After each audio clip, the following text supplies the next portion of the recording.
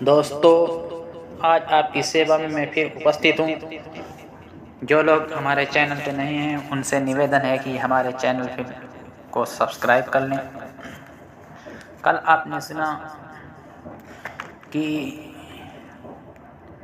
सुधीर कोहली निकल चुका था ट्रेन में और सोया हुआ था। किसी ने दस्तक दी दरवाजे पर और उसकी आंख खुली।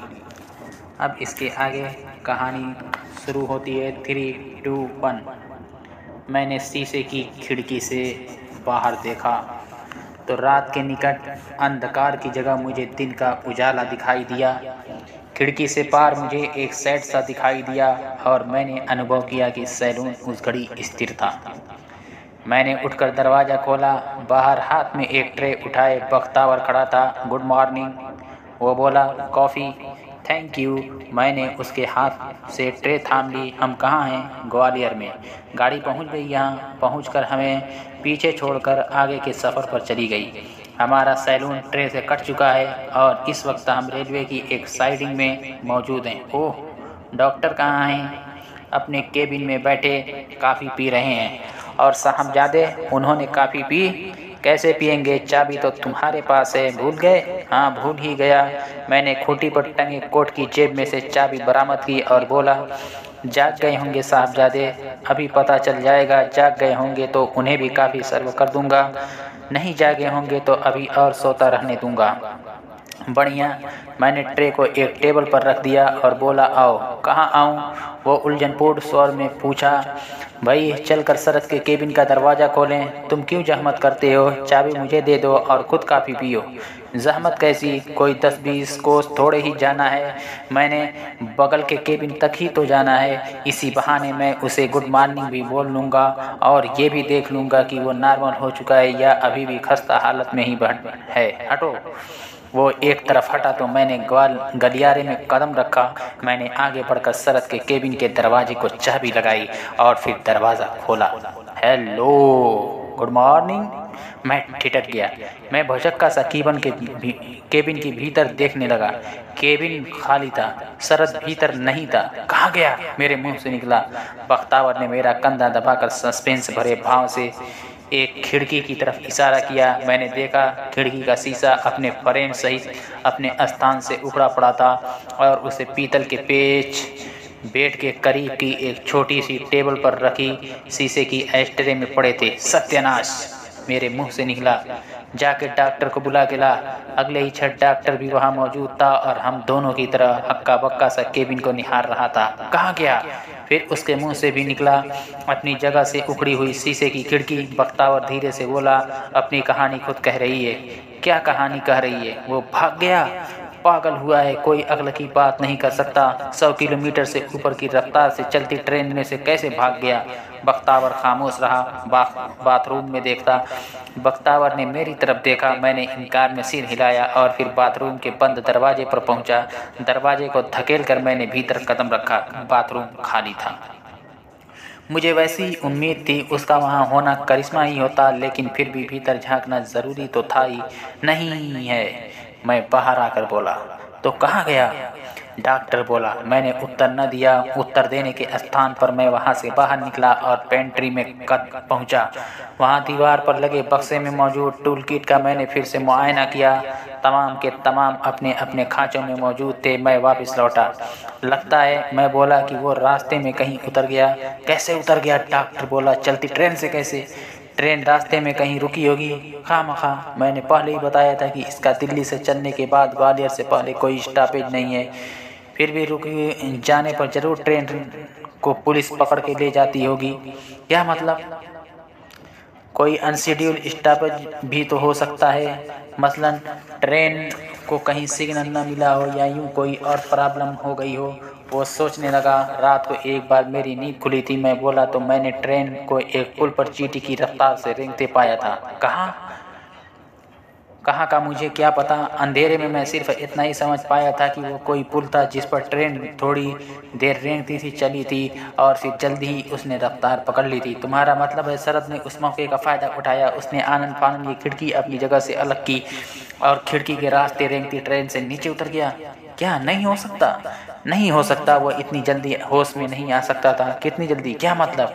आपको क्या पता है कि दिल्ली और ग्वालियर के बीच में उसे कब होश आया? मुमकिन है उसकी नींद सुबह ही खुली हो और सुबह ही ट्रेन ग्वालियर पहुंचने से पहले किसी वक्त इतनी धीमी हुई हो कि वो खिड़की उखाड़ कर उसमें से उतर भागा हो।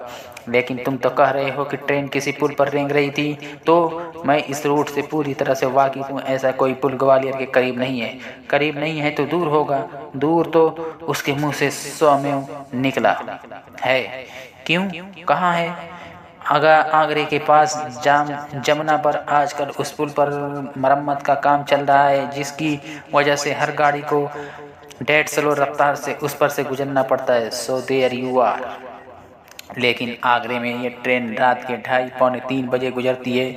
उस घड़ी तक शरद का सीडेटिव के असर से मुक्त हो पाना नामुमकिन था। जरूर आपने सीडेटिव की पोटेंसी को ठीक से जज नहीं कर पाए। जरूर आपका मामूली ताकत वाला इंजेक्शन ज़्यादा ही मामूली ताकत वाला था। नतीजतन वो आपकी उम्मीद से कहीं ज़्यादा जल्दी होश में आ गया था। कमाल है। अब क्या होगा? बख्तावर सस्पेंस भरे स्वर में बोला। क्या पता? डॉक्टर बोला कि वो सैलून में कहीं हो। क्या कहने? मैं बोला यानी कि वो ये खिड़की तोड़कर चलती गाड़ी में से बाहर निकला, सैलून के 4 दरवाजों में से किसी एक पर पहुंचा, बाहर से उसका ताला तोड़कर उसे खोला और भीतर आकर किचन या पेंट्री के किसी कबड़ में छुप गया। डॉक्टर ने उत्तर न दिया। या शायद रेफ्रिजरेटर में बैठा हो। तुम तो, वो तल्खी से बोला। डॉक्टर, यूं बातें कर रहे हो जैसे उसके गायब हो जाने के पीछे तुम्हारी कोई जिम्मेदारी नहीं है। मेरी क्या जिम्मेदारी है? तमाम जिम्मेदारियां तो आप ओढ़े बिछाए बैठे थे। क्या मतलब? आप ही का दावा था कि आपके इंजेक्शन की वजह से वो सारी रात वो नींद से नहीं जागने वाला। आप ही का दावा था कि 100 किलोमीटर की रफ्तार से दौड़ती ट्रेन से जुड़े इस सैलून में कोई दाखिल नहीं हो सकता था। आप ही का दावा था कि केबिन को बाहर से ताला लगा होने की सूरत में ये भीतर बिल्कुल सेफ था। क्या गलत दावा था? जो गलत था वो आपके सामने है। ऐसा कोई दावा वजूद में न होता तो तुम क्या कर लेते? तो मैं विस्की पी के भरपेट खाना खा के अलग केबिन में खर्राटे भरने की जगह रात इसी के पहलू में गुजारने को तरजीह देता। डॉक्टर के मुंह से बोल न फूटा। बस, एकाएक बख्तावर बोला।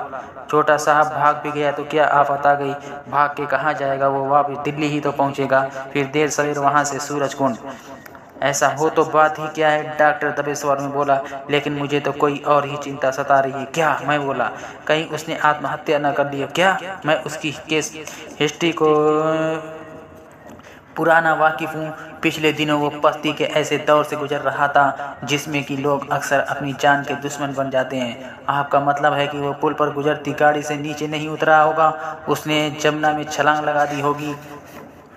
ऐसा ही अंदेशा है मुझे। ये भी एक वजह थी दिल्ली से चलने से पहले उसे सीडेटिव का इंजेक्शन देने की, जो कि किसी काम नहीं आया। मुझे हैरानी है, ऐसा नहीं होना चाहिए था। उसे दरिया में छलांग नहीं लगानी चाहिए थी। हाँ, तैरना जानता था नहीं, यानी कि दरिया में कूदा तो जान देने की मनसा से ही कूदा। हाँ, इतनी जहमत किस लिए? 100 किलोमीटर से ज़्यादा की रफ्तार से दौड़ती ट्रेन में से वो कैसे ही कहीं भी भाग सकता था और बाहर कैसे छलांग लगा सकता था? क्या पता क्या किया उसने, क्या नहीं किया। लेकिन है ये आत्महत्या ही का मामला। तस्दीक तो बख्तावर बोला, लाश की बरगदी से ही हो पाएगी। हाँ, भले ही वो कहीं रेलवे ट्रैक के करीब से बरामद हो या दरिया में से निकल आए। बहरहाल मैं बोला, आपका मुकम्मल एतबार आत्महत्या पर ही है। भाई, उसकी दिमागी हालत, मौजूदा हालत, जबकि मुमकिन यह भी है कि वो रेलती ट्रेन में से सुरक्षित बाहर कूदा हो, पाँव चलकर रेलवे ट्रैक से पर किसी सड़क पर पहुंचा हो और कोई सवारी तलाश करके उस पर सवार होकर किसी होटल में जाकर सो रहा हो। छोटा साहब तत्काल बख्तावर आशापूर्ण स्वर में बोला, आगरे के किसी होटल में होगा, जहां से कि वो देर सवेर में बोला वापस दिल्ली के लिए रवाना हो जाएगा, यानी कि घर पहुंच जाएगा। बख्तावर बोला, घर का रुख तो शायद वो ना करे। क्यों? डॉक्टर बोला, क्योंकि वहां से तो वो पकड़कर फिर जबरन सफ़र पर रवाना कर दिया जाएगा। घर भले ही ना पहुँचे। बख्तावर बोला, लेकिन यूँ सलामत तो होगा छोटा साहब? सलामत ही होगा, क्योंकि डॉक्टर साहब की आत्महत्या वाली थ्योरी फ़िलहाल मुझे तो हजम नहीं हो रही, क्योंकि आत्महत्या की यह कोई वजह कतई नाकाफ़ी है कि वो पस्ती की गिरफ्त में था। रेगुलर नशा करने वालों का अक्सर पस्ती की गिरफ्त में आ जाना आम वाक़या होता है। ऊपर से अब तो वो मूड ही सुधारने के लिए घर से निकला था। सुधरे मूड का जलवा देख पाने से पहले ही आत्महत्या कर लेने की या तो कोई और ही निहायत पुख्ता वजह होनी चाहिए, या फिर यह बात गलत है, बेबुनियाद है। मिस्टर डिटेक्टिव, उसकी पस्ती की हालत को तुम उतने बेहतर तरीके से नहीं समझ सकते थे जितने से कि मैं समझ सकता था, समझ चुका था। इसलिए आप ये पस्ती का सांग ड्रामा बंद ही करेंगे। लेकिन जब हकीकत ओके मैंने मान लिया आपकी बात। अब आप मुझे ये बताइए कि जब आप इतने मुतमईन थे उसकी उस हालत की बाबत, तो क्या आपको उसे अकेला छोड़ना चाहिए था? वो यहाँ सेफ था। मैं कभी सपने में नहीं सोच सकता था कि इस बंद केबिन में वो ऐसी कारगुजारी कर गुजरेगा। आत्महत्या जैसी कारगुजारी? हाँ, उधार खाए बैठे हैं आप उसे मर चुका तस्लीम करने के लिए। वो खामोश रहा। खैर छोड़िए वो किस्सा, अब बोलिए इरादा क्या है? इरादा क्या है? उसने दोहराया। ओहो, मैं झल्लाया। मैंने आपसे पूछा है। सफ़र आगे बढ़ाने का तो अब कोई मतलब ही नहीं रहा। यहाँ रुके रहने भी बेईमानी होगा, वापस ही चलना होगा। कैसे? शहर जाकर दिल्ली की किसी फ्लाइट का पता करना होगा। वैसे बात न बनी तो टैक्सी कर लेंगे। और ये सैलून, इसको दिल्ली की किसी गाड़ी के साथ जुड़वाने का इंतजाम करने में बहुत टाइम लगेगा। बख्तावर यहाँ ठहर जाएगा। ये जब भी मुमकिन होगा सैलून के साथ वापस लौट आएगा। बख्तावर ने सहमति में सिर हिलाया। आधे घंटे में हम शहर का रुख कर लेंगे। ओके। उनके साथ मैं बाहर निकला। मैंने अपने केबिन की ओर बढ़ने का अभिनय किया, लेकिन वास्तव में गलियारे में ही मंडराता रहा। डॉक्टर अपने केबिन में और बख्तावर पेंट्री में दाखिल होकर मेरी निगाहों से ओझल हो गया तो मैं चुपचाप फिर सलत के केबिन में दाखिल हो गया। अभी थोड़ी देर पहले मैंने खिड़की के करीब की एक टेबल पर एक खुला लेटर पैड रखा देखा था, जो कि मुझे यकीन था तब वहाँ नहीं था। जबकि आधी रात के बाद मैंने उसके केबिन में झांका था। टेबल के करीब पहुंचकर मैं उस पर झुका और मैंने गौर से लेटर पैड का मुआयना किया। वो वर्का मेरे सामने था। उस पर मुझे किसी सख्त कलम का, जैसे बॉल पॉइंट पेन का वैसा दबाव बना दिखाई दिया, जैसा कि ऊपर के वर्के पर कोई इबारत लिखने पर नीचे के वर्के पर बन जाता है। यानी कि किसी ने लेटर पैड पर बॉल पेन से कोई इबारत लिखकर वो वर्का फाड़ दिया था, लेकिन इबारत का नामालूम सा दबाव नीचे के वर्के पर भी बन गया था। मैंने लेटर पैड से वो वर्का फाड़ कर अपने अधिकार में कर लिया। मैं केबिन से बाहर निकला। बाहर कदम रखते ही मैं ठिठक गया। गलियारे में डॉक्टर मौजूद था और आपलक मुझे देख रहा था। कपड़ों की अलमारी में झांकना भूल गया था। मैं तनिक खिसियाए स्वर में बोला, तुम्हारे ख्याल में लड़का अलमारी में जाकर खड़ा हो सकता था? क्या पता लगता है। फिर पेट के नीचे भी देख लिया होता। देख लिया है, मिला नहीं। अफसोस है। फिर मैं उसकी तरफ पीठ फेर कर अपने केबिन की ओर बढ़ता चला गया, जहाँ की मेरे वियोग में आहें भरती ठंडी हो रही थी। शाम ढल रही थी जबकि मैं दिल्ली अपने घर जाकर रुका। ग्वालियर से प्लेन टिकट हमें मुहैया नहीं हो सकी थी, जिसकी वजह से मजबूरन हमें टैक्सी का सफ़र कबूल करना पड़ा। फरीदाबाद से गुजरते वक्त डॉक्टर ने इसरार किया था कि मैं पहले उसके साथ सूरज कुंड चलता, लेकिन मुझे उसकी बात कबूल नहीं हुई। मैंने फ़ौरन अपने घर का इरादा किया और वहां पर पहुंचकर अपनी थकान को उतारना चाहता था। पीछे जो बीती थी उसकी रिपोर्ट अकेला डॉक्टर भी महासिन को दे सकता था और मैं कभी बाद में उससे मिलने जा सकता था। बहरहाल उसने मुझे बदरपुर बॉर्डर पर टैक्सी से उतार दिया, जहां से कि एक लोकल टैक्सी पकड़कर मैं ग्रेटर कैलाश पार्ट 2 में स्थित अपने आवास पर पहुंच गया।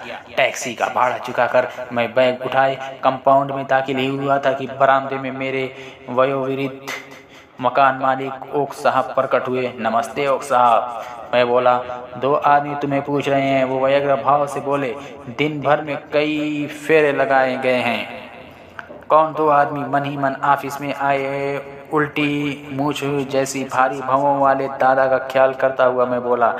अपने आप को पुलिस वाला बता रहे थे, वैसे लगते नहीं थी। वर्दी में नहीं थे, लेकिन कहते यही थे कि पुलिस वाले थे। तुम्हारे बारे में बहुत सवाल कर रहे थे। कैसे सवाल?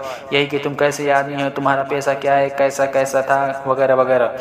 आए कहाँ से थे पता नहीं, मेरे ख्याल से वो फिर आ गए। मैं घूमा तो मैंने कंपाउंड के फाटक के सामने आकर एक जीप को रोकते पाया। जीप में ड्राइवर के अलावा 2 व्यक्ति सवार थे। दोनों सादे कपड़े पहने थे, लेकिन उनके भारी जूते, जो कि पुलिस वाले की वर्दी के साथ यीशु होते हैं उनके पुलिसिए होने की चुगली कर रहे थे। दोनों के चेहरे कठोर थे और उन पर वैसी तमतमाहट थी जो कि हराम का माल बहुतायत मुहैया होने पर पैदा होती थी। दोनों मेरे लिए नितांत अजनबी थे। दोनों कंपाउंड में दाखिल हुए। उन्होंने यूं मेरा मुआयना किया जैसे कसाई बकरे का करता है। फिर एक ओक साहब से बोला, ये है वो। ओक साहब ने सहमति में सिर हिलाया। कोहली, वो सख्ती से बोला। सुधीर कोहली। हाँ। मैं बोला, क्या है? तुम्हें हमारे साथ चलना होगा। कहाँ साथ चलना होगा? क्यों चलना होगा? हो कौन तुम लोग? पुलिस। मैं सब इंस्पेक्टर हूँ, ये हवलदार है। चलो। लेकिन मैं अभी लंबे सफ़र से लौटा हूँ, मैं अभी फ़ौरन। चलो। माजरा क्या है मालूम पड़ जाएगा, लेकिन पता तो लगे कि। बोला ना, पता लग जाएगा। अब से हिलो। मैं हिलने से इनकार करूँ तो पढ़े लिखे समझदार आदमी हो तो नहीं करोगे ऐसा, फिर भी करोगे तो खता खाओगे। ठीक है, चलता हूँ, लेकिन पहले साबित करके दिखाओ कि तुम पुलिस वाले हो। उसने सहमति में सिर हिलाया और फिर अपना पहचान पत्र मुझे दिखाया। यूं जो अतिरिक्त जानकारी मुझे हासिल हुई वो ये थी कि उसका नाम लखन पाल था। ओके, मैं बोला, मैं जरा ये बैग रखाऊं और कपड़े बदल लूं, फिर ऐसे ही चलो। वो बोला, लेकिन छोड़ भी दे अब ये लेकिन मेरे भाई, क्या क्यों सता रहा है खामखा? दोपहर से हम तेरी ही ड्यूटी भर रहे हैं, ये चौथा फेरा है हमारा तेरे द्वारे। लेकिन कम से कम बैग तुम्हारे लिए बोझ नहीं बनेगा, हम उठा लेते हैं। तत्काल हवलदार ने बैग मेरे हाथ से झटक लिया। फिर दोनों घूमे और जीप की ओर बढ़ चले। मैं जैसे उनके नहीं अपने बैग के पीछे चला। हमारे जीप में सवार होते ही जीप आगे दौड़ चली। मैं जैसे उनके नहीं अपने जीप आगे दौड़ चली। मैं एक सिगरेट सुलगा लिया और फिर बोला, इतना तो बता दो हम जा कहाँ रहे हैं, अभी मालूम हो जाता है। बस तनिक देर शांति से टिक कर बैठो। तभी मुझे एहसास हुआ कि हवलदार खामोशी से मेरा बैग टटोल रहा था। अरे, मैं तीव्र विरोधपूर्ण स्वर में बोला, ये क्या कर रहे हो? लेकिन तब तक वो बैग से मेरी 38 कैलिबर की स्मिथ एंड वेसन रिवाल्वर बरामद कर चुका था। उसने एक विजेता के से भाव से रिवाल्वर अपने एसआई को दिखाई। लखन पाल के नेत्र फैले। रजिस्टर्ड है? मैं बोला। लाइसेंस है मेरे पास इसका, इस वक्त है? वो बोला, हाँ दिखाओ। मैंने उसे लाइसेंस दिखाया, जिसे देखकर उसे बहुत निराशा हुई। केस पकड़ में आता जो रह गया। इसे बोलो। मैं बोला, रिवाल्वर को वापस बैग में रखे और बैग से छेड़खानी बंद करे। जय सिंह। सुना साहब जी, 38 कैलिबर की है, S&W लिखा है इस पर। जय सिंह तनिक उत्तेजित स्वर में बोला, क्या पता इसी से कत्ल। चुप रह बेवकूफ़, लखनपाल घुड़क कर बोला। जय सिंह ने जोर से होंठ भींचे। उसने रिवाल्वर को बैग में डालकर बैग बंद कर दिया, लेकिन बैग को अपने ही अधिकार में रखा। ओहो, मैं बोला, तो कोई कत्ल का मामला है, ना तजुर्बेकार है। लखनपाल ने अपने हवलदार के बारे में राय जाहिर की। जल्दी जोश खा जाता है, मुंह फाड़े बिना रह न सका। इंस्पेक्टर साहब तफ्तीश वाले हालात में तुम्हारा आमना सामना एक कराना चाहते थे, इसने सब गुड़ गोबर कर दिया। तुम लोग समझते हो कि मैंने किसी को शूट कर दिया है। अब क्या समझना है? जो हम समझते हैं उसको तुम्हारी सूरत पर से पढ़ने का स्कोप तो अब खत्म हो गया। मरा कौन है, क्या मैं उसे जानता हूँ? यही मालूम करने के लिए तो तुम्हें साथ लाए हैं। लेकिन जरा चुप बैठो यार, समझ लो कि पहुँचे। मैं खामोशी से सिगरेट के कस लगाने लगा। जीप ने बॉर्डर पार किया। कहाँ जा रहे हो भाई? मैं व्यग्र भाव से बोला, ये तो हरियाणा आ गया, ठिकाना आ गया। लखनपाल बोला। जीप एक अस्पताल के कंपाउंड में दाखिल हुई, लेकिन उसके सामने रुकने की जगह पिछवाड़े में पहुँची, जहाँ की एक छोटी सी मंजिला इमारत पर लगे एक बोर्ड पर इंग्लिश में मोर्ग और उसके नीचे उर्दू में मुर्दा घर लिखा था। इंस्पेक्टर साहब का पता कर जीप से उतरता लखनपाल हवलदार से बोला, मैं इसे भीतर लेके चलता हूँ। हवलदार खामोशी से गर्दन हिलाता एक और चढ़ गया। बैग वो जीप में ही छोड़ गया था, जिसे कि मैंने अपने काबू में कर लिया। लखनपाल ने कोई इतराज न किया। वो मुझे भीतर एक हाल में ले आया, जहाँ की एक मेज पर सफ़ेद चादर से ढकी एक लाश पड़ी थी। लाश जनाना थी, ये उसके नक से सिर्फ तक ढके होने के बावजूद भी साफ पता लग रहा था। लखनपाल ने मुझे लाश के पहलू में खड़ा किया और फिर एक झटके से उसके चेहरे से चादर खींची। पहचानो? वो कठोर स्वर में बोला। मैंने झिझकते हुए लाश पर निगाह डाली। वो एक नौजवान लड़की की लाश थी, जो कि मौत की गिरफ्त में भी निहायत हसीन लग रही थी।